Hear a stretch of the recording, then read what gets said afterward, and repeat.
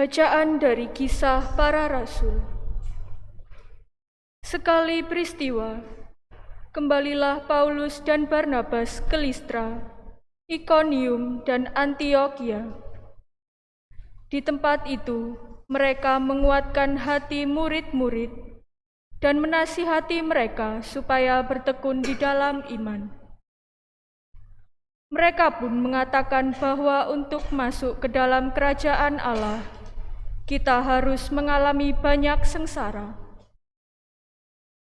Di tiap-tiap jemaat, rasul-rasul itu menetapkan penatua-penatua bagi jemaat setempat, dan setelah berdoa dan berpuasa, mereka menyerahkan penatua-penatua itu kepada Tuhan, yang adalah sumber kepercayaan mereka.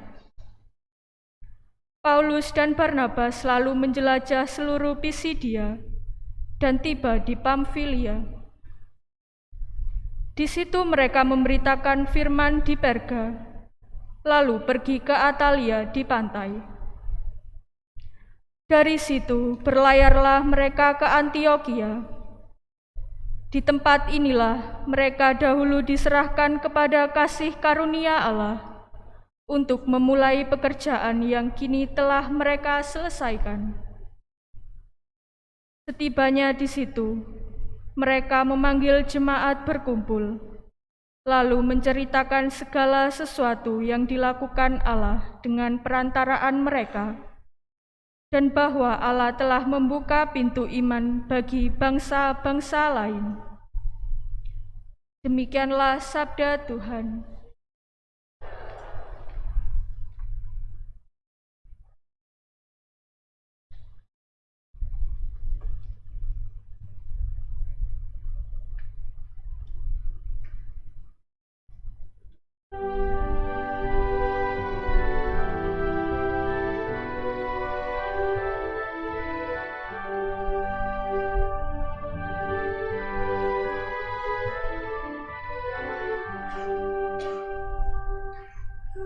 Aku hendak mengagungkan Engkau selama-lamanya, ya Allah, Rajaku.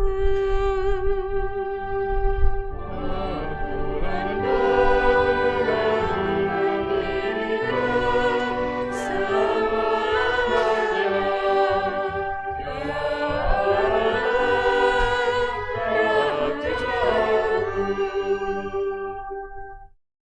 Tuhan itu pengasih dan penyayang, panjang sabar dan besar kasih setianya. Tuhan itu baik kepada semua orang, penuh rahmat terhadap segala yang dijadikannya. Aku hendak mengagungkan Engkau selama-lamanya, ya Allah, Rajaku. Segala yang Kau jadikan akan bersyukur kepadamu, ya Tuhan, dan orang-orang yang Kau kasihi akan memuji Engkau. Mereka akan mengumumkan kemuliaan kerajaan-Mu dan akan membicarakan keperkasaan-Mu. Aku hendak mengagungkan Engkau selama-lamanya, ya Allah, Rajaku.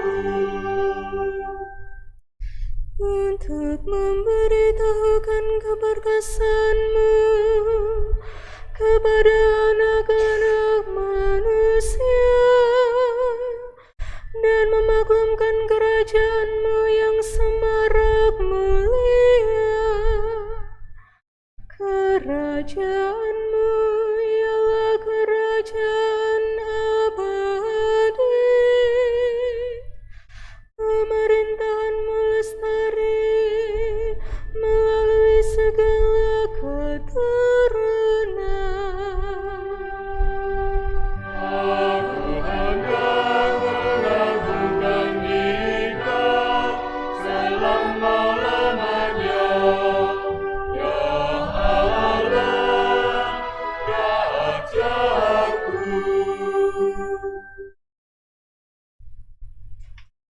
Bacaan dari Kitab Wahyu. Aku, Yohanes, melihat langit yang baru dan bumi yang baru. Sebab langit yang pertama dan bumi yang pertama telah berlalu, dan laut pun tidak ada lagi. Dan aku melihat kota yang kudus, Yerusalem yang baru, turun dari surga, dari Allah, berhias bagaikan pengantin perempuan yang berdandan untuk suaminya. Lalu aku mendengar suara yang nyaring dari tahta. Lihatlah, kemah Allah ada di tengah-tengah manusia, dan Ia akan tinggal bersama-sama mereka. Mereka akan menjadi umat-Nya, dan Ia akan menjadi Allah mereka. Allah akan menghapus segala air mata dari mata mereka, dan maut tidak akan ada lagi. Tidak akan ada lagi perkabungan, ratap tangis, atau duka cita. Sebab segala sesuatu yang lama telah berlalu. Ia yang duduk di atas tahta itu berkata, "Lihatlah, aku menjadikan segala sesuatu baru." Demikianlah sabda Tuhan. Syukur kepada Allah.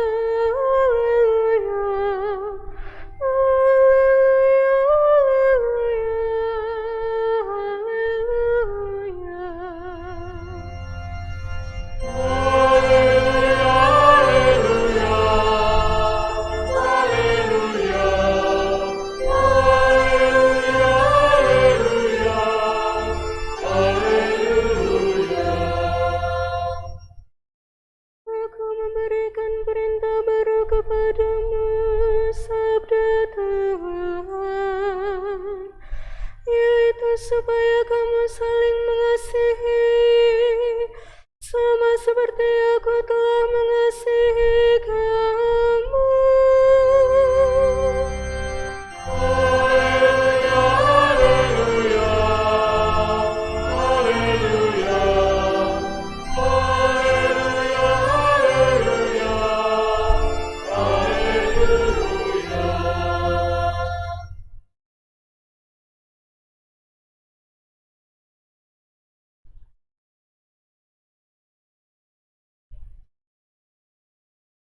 Tuhan bersamamu.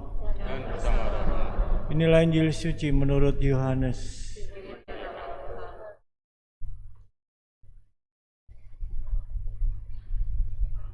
Dalam perjamuan malam terakhir, sesudah Yudas meninggalkan ruang perjamuan, berkatalah Yesus kepada para murid yang lain, "Sekarang Anak Manusia dipermuliakan, dan Allah dipermuliakan di dalam Dia.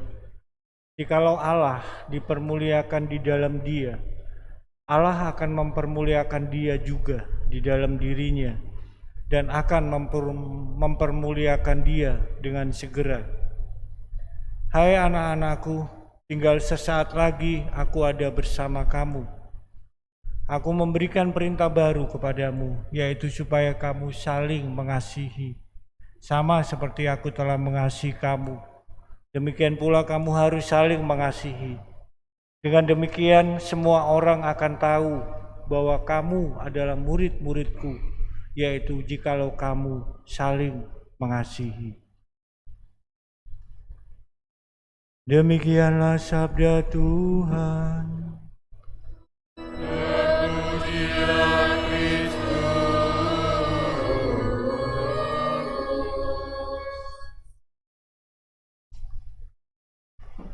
Bapak, Ibu, Saudara-saudari yang dikasihi Tuhan, Injil yang kita dengar hari ini merupakan pembukaan dari khotbah perpisahan Yesus pada malam perjamuan terakhir.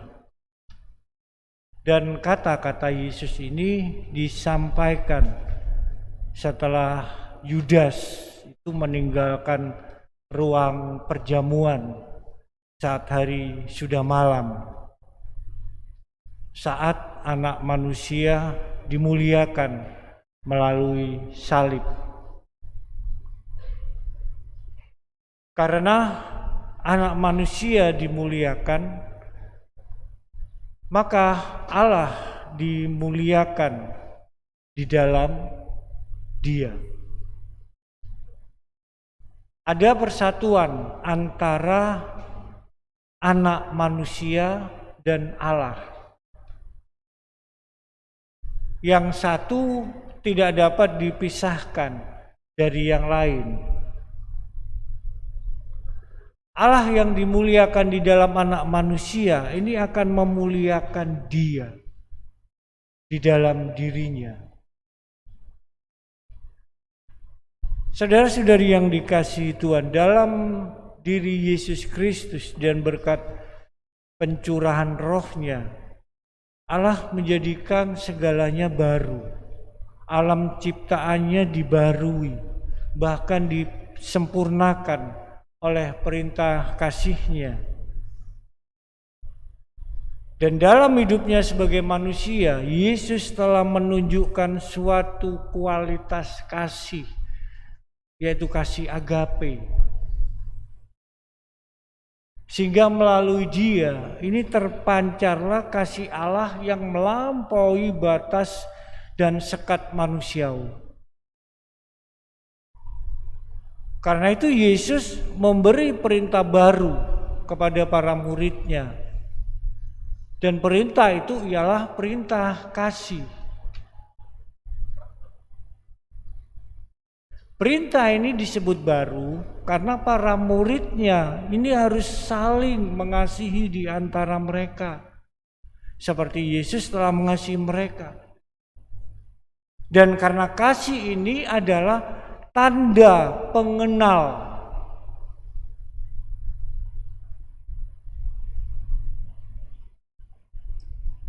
Dan Yesus adalah ukuran dan kepenuhan kasih yang harus ada di antara para murid.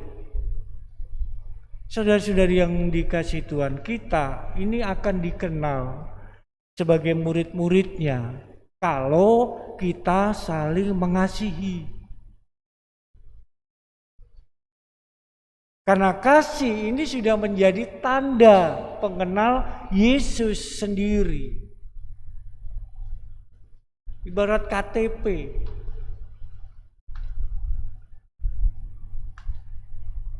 Itulah kemuliaan Yesus yang harus menjadi kemuliaan murid-murid-Nya pula. Namun saudara-saudari yang dikasihi Tuhan, kasih yang dibicarakan di dalam Injil Yohanes ini adalah kasih persaudaraan. Maka kasih ini harus dibedakan dari kasih kepada musuh dan lawan-lawan kita, dan kasih kepada sesama yang lebih luas jangkauannya. Dan kasih ini harus menjadi tanda murid-murid Yesus. Dalam perjalanan sejarah kekristenan, banyak kelompok orang Kristen ini telah mengambil kasih persaudaraan sebagai perhatian utamanya atau termasuk dalam unsur-unsur pokok spiritualitasnya, semangatnya.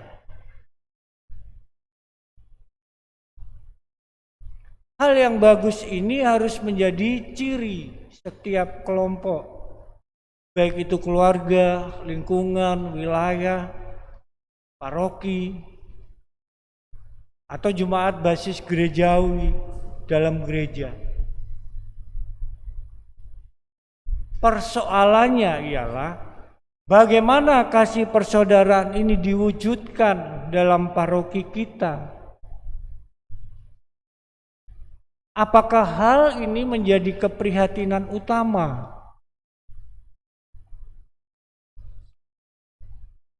Persoalan-persoalan pokok apakah yang mengancam kasih persaudaraan di dalam paroki kita?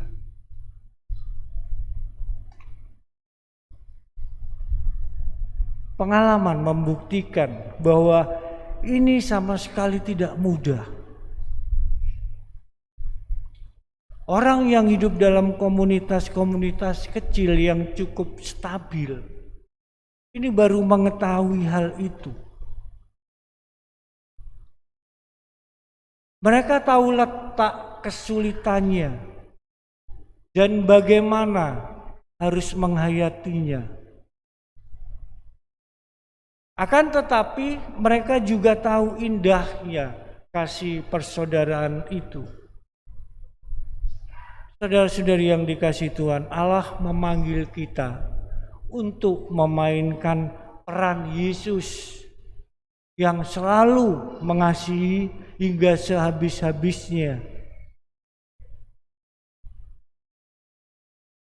Hanya saat kita menghidupi kasih, maka dunia akan tahu bahwa kita adalah murid-muridnya dan juga anak-anak Allah.